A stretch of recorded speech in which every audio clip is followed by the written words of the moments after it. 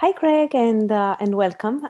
It's really nice to see you back. It had been a while, and I thought it'd be nice to kind of do a small catch up of and the news and the overview with what's new in your world, nutrition, and what you're working on. Yes, good to see you too. Good to see you too. It's been exciting for me. Of course, I keep getting new books and reading, watching podcasts, and I signed up to go to a conference in Salt Lake City in a few weeks. So that's going to be interesting seeing a number of speakers there. I'll put a link to information on that. Yeah, And my paper from the Goodman Institute was released just a couple weeks ago. Uh, congratulations. yeah. It was fun. It was fun to work on last fall and go through the editing process. The title is Did the Government Make Us Fat? It's their brief analysis number 142. And they also highlighted it on their first quarter report to supporters and friends of the Goodman Institute. So I hope to do more with them. And I look forward to some of the feedback we get from that. That's really exciting, actually, when we were talking back and forth, and I was talking a little bit low carb and thyroid and how this affects women. You sent me some links, and one of them was Chris Krasser, I think. Sorry, here I'm really bad with names, and I was so excited to listen all his podcast because I really identify with the problems and everything what he's dealing with and he's tackling. So yeah, thank you so much for that. But as mentioning, we wanted to know a little bit more what's new in the world of nutrition and public health. As you mentioned that you actually did your brief analysis of the Goodman Institute. Can you tell us a little bit more about that? Yeah, so there's a common theme to the research by the various peer review. I mean, what I tried to do is not just give my opinion, but to draw from peer-reviewed research. And one of the most recent studies I thought was interesting was sort of separate from the low fat, low carb, protein debates over, what to eat most of, and separately looked at the energy balance theory of obesity. So for 50 years, the theory has been that people get heavy simply because of an energy imbalance. And if they just eat a little less and exercise a little more, they lose weight. It's thermodynamics. There's TED Talks on this with a guy with test tubes and pouring things here and there, with the idea that this obesity epidemic in the US and Canada, not far behind, in Western Europe, is just energy imbalance. Maybe we're not walking enough, we're not working in the fields, we're working in offices, and we just need to eat less. But the research on this theory was presented years ago, and it was contra to the understanding before that, even in the textbooks, that for people that are heavy, obese, or whatever, you just eat less carbohydrates, right? You eat less starchy food. And that was the Banting diet from the 40s and 50s. Earlier French researchers and others just said obesity is linked to, if you want to deal with losing weight, you eat less carbs. So more research on this now that we know how much more can measure our blood glucose levels with blood glucose sticks and other things. We know that for a lot of people, when they eat carbohydrates, they're somehow intolerant, that their blood glucose shoots up, and over years of too much carbohydrates, they become insulin resistant. So the point is, these guys say obesity is an issue of hormonal imbalance caused by insulin resistance, and the best way to address it is to just eat less carbohydrates. Now, that's not saying you have to eliminate all carbohydrates, as the carnivores or keto people say, although you can, and there's advocates for that. But what the federal government did is push carbohydrate recommendations up to 50, 60, 70% because they were promoting the idea that you have to reduce fat in the diet. So the argument is that's caused the obesity epidemic, is the shift to carbohydrates from healthy fats that were part of an American diet. Right. And I also assume it's a little bit related to pricing, right? Because if we're having, I'm not sure about the pricing in United States, but for example, here in Canada, avocados that have and are healthy fats are really expensive. Meanwhile, if you take a croissant or a bread, it's way cheaper, right? So I assume it's also more effective for the government and beneficial and cheaper for people to kind of go with high carbs without them realizing that they're actually adding that to their diet and it's not good for them on a long term, as you just explained, right? Well, yeah, there are certainly cost issues. It's fun looking at the history of avocados because most people didn't eat an avocado. And the avocado industry for decades tried to promote them, and people thought, yuck, what is this gooey, gooey stuff? But then it becomes very popular with guacamole and all that stuff. But the food issue aside, there is an issue of cost, which is shelf life. So Peter Attia has a nice video on this. So, what can you produce at low cost from inexpensive, corn or soy, whatever, and how do you set it so the shelf life can be weeks or months in a grocery store? Because big problem for a lot of people, you get fresh food and then it goes bad. It's a battle to eat it before it goes bad. But with stabilized food, long lasting, but a lot of that is high carb. But separate from this, though, is the government push to say, look, you've got to cut saturated fats. They believe saturated fats caused heart disease. And this was the Ansel Keys theory promoted by the McGovern Commission. And that led to the whole push for the food pyramid. This is taught in every school, taught to kids, taught by health teachers. And it's changed over time because it turns out there isn't evidence supporting the original food pyramid, so they call it a food plate, but they still advocate, three kinds of diet: Mediterranean, DASH, and I've forgotten the third, but they're all high carb diets. And critics say, for healthy Americans, sure, and Canadians, you can eat more widely. If you're healthy, great. But for people that are overweight, for people with chronic conditions, diabetes, cardiovascular disease, aches and pains even, it's often inflammation. So you've got inflammation, and a big part of that is insulin resistance. So obesity, insulin resistance, and inflammation are this triangle that Dr. David Harper talks about as the core of these chronic conditions. And the doctor does not say, change what you eat, exercise some more, let's say. No, they say, well, here's a medication. Here's metformin for your diabetes, or here's something to lower your blood glucose, or here's, pain medication for your inflammation.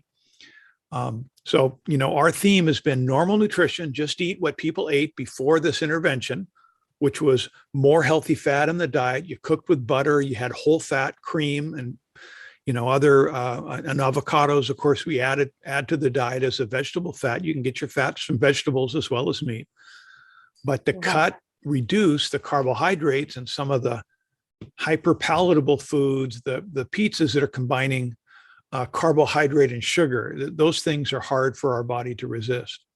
Right. And I also want to get back a little bit of a comment that you made before that you were indirectly saying that people who are battling overweight should go on a low carb diet. But for me, this is more like I thought that we're not providing here the medical advice, right? Since we're not doctors here. So right. I was just a little bit shocked about that sentence. Right. So every report should be prefaced, this isn't medical advice. I'm not a doctor. I'm not a nutritionist. I'm advice from a friend or a scold. What do we call a scold? Someone who each time they meet you, they make a comment on something you could do better. So I'm not necessarily popular that way, but the advice is, get your blood tested. If it matters, measure it. So if you may have insulin, someone may have insulin resistance that is causing, let's say, weight problems, get it measured. And, a continuous glucose monitor does this. That way you can measure, when you eat this particular food, your blood glucose skyrockets. They do tests with couples. The husband eats this, he's fine. The wife eats it, her blood glucose shoots up like a rocket. So they are, because of their microbiome or their internal biochemistry, they react differently to food. So people should measure themselves, find out. So you can do this with a blood test, a fasting glucose test that measures your blood glucose levels. And mine were like too high in 2019, although I didn't notice it at the time. I've got the test to look at now. So I was pre-diabetic before I started reading about these things. And I changed my diet, not on any medical advice. The doctors continue to disagree. You've got to have glucose, they say. You've got to eat carbs. But I changed my advice because I'm listening to other doctors, and they're cautioning that they're not giving medical advice to me. But my diet just changed as I learned more. So for everyday people listening, check your blood tests. You probably already have them. You can log into LabCorp and look at them, or you can look at the copy you may have got from your doctor. See what your hemoglobin A1C is. That's a 90-day record of your blood glucose levels. And if they're elevated, you potentially have a problem. So just check those things. And if you don't have blood tests or you're waiting, just reduce your carbs. You go 3 days, people with sugar cravings, 3 days, you can reset your sugar cravings. Now, and you could put it this way, not that you have to suffer for 3 days without sugar, but the benefit is sweets will taste better. Chocolate can taste fantastic, dark chocolate, except if you're used to a ton of sugar, dark chocolate tastes not as good. But in 3 days, it'll taste better.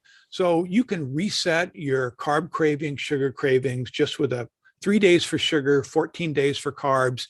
Lots of books talk about this. So you don't have to do anything extreme. Just reduce carbs and see what happens.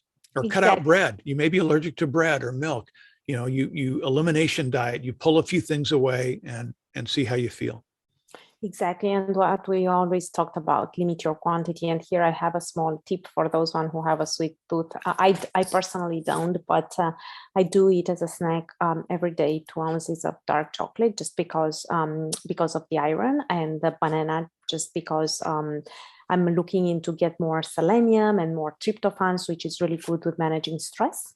So I really advise for the listener to put a small banana and some small bites of dark chocolate. You don't have to go 100% as I go with dark chocolate, but you can definitely go 75, 70. After 70, it's actually pretty good. And a bit of cinnamon, and that will taste amazing, believe me.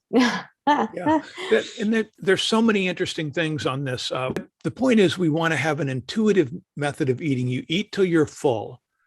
You don't pull away from the table before you're full. You don't starve yourself unless you're, maybe fasting for religious reasons or things like that.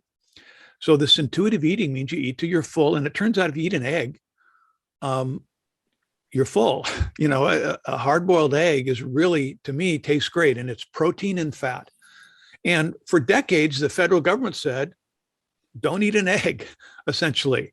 Or they, all these Weight Watcher things, not Weight Watcher, the brand, but efforts to control weight would say eat egg whites, but not the yolk. The yolk's got too much saturated fat. Well, that's not backed by evidence. So if you go to the CDC or WebMD or other sites, they define different, these are macronutrients. So the lipid or fat, carbohydrate, protein, those are the macronutrients in our diet. And the question is how much carbohydrate should we have in a diet? How much fat, how much protein? So there are high protein diets that say put a lot of protein in there for weightlifters because that's what's building muscle and body as the amino acids are used. But a low carb diet is really, you could say, is just less than what the government guidelines are. For example, the US dietary guidelines say 45 to 65% of your calories should come from carbohydrates. That's what the federal government US says, and I believe the same as Canada. Now, if you're healthy, and let's say you're out running and exercising, carbohydrates are turns to glucose in your bloodstream, goes into your muscles for energy, you burn it. And for healthy people, that can be fine. But a lot of people aren't healthy. A lot of people are overweight. A lot of people have insulin resistance and huge diabetes. And virtually all the researchers that I read say it's crazy to advise diabetics to have a lot of carbohydrates. And that's the status quo is you tell diabetics, even type 1 diabetics, go ahead and have carbohydrates, just cover it with insulin. That is to say, your blood glucose is going to shoot up. People are insulin resistant, so they inject themselves with insulin to bring down the blood glucose levels. But, critics of that say, no, don't do that. Just eat less carbohydrates. So the question is, how low can you go and still be healthy? So a low carb diet, again, which Nina Teicholz says is just the everyday diet that people used to have, would be that your carbohydrates, are below 45% or 40%. There's very low carbohydrates. They're down below 30% or 20%. There's keto diets. They're down to 5% carbohydrates, and the rest from fat, lipids, and protein. So there's disagreement over which of these are best, right? The paleo people say eat like people in the Paleolithic era, which we try to find out about by examining sites where those people lived. And it's, chasing animals and eating meat, nose to tail, eating the whole animal, and then eating some above ground vegetables and things like that, or berries and nuts that you gather. But again, in the debate, I'd look this up, and just there are people advocating keto, very low carb, carnivore, paleo, and it's worth looking at and seeing. You may find a friend who's doing that. You may learn about what it feels like and the health benefits, but there's plenty of people who criticize that. So Right. It's a long talk without exactly answering your question. But I would say if a current person is eating 60% of their nutrients from carbs, if you drop that to 40%, that's not radical. The bigger question is the fat. Is it healthy to eat butter or eggs or whole fat dairy? We used to have 2% milk. My mom drank skim milk in her coffee because she thought that was best for her. Now I buy a half gallon of half and half, and I use that, not a ton, but I use that for a latte or whatever. That's a lot more fat. Is that dangerous? Well, people have to do your research. In the paper, I link to lots of studies, academics, research paper, peer-reviewed research paper. And there's a couple more things on research, because the governments, mainly in the US, has been so adamantly invested in promoting low fat. They've done huge studies, like with tens, hundreds of thousands of people, putting them on a low fat diet to see the health benefits. And basically they find higher mortality rates. More people died on a low fat diet, died of cancer and other things.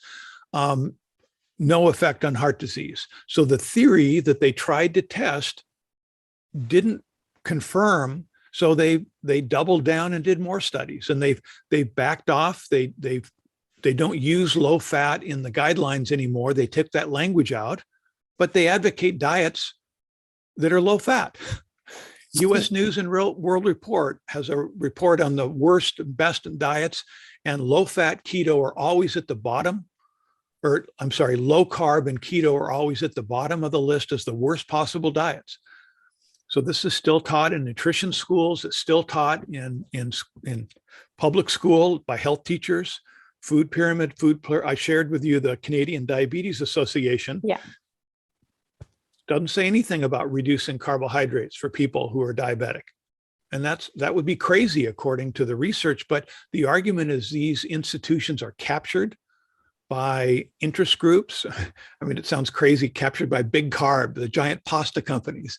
No, but it's just people are set in their ways. They've given this advice and they're not going to change. They're going to die first, apparently. Yeah, it's hard to change people's mentality, but I guess by education and research, as you mentioned previously, that's the first step to start the journey.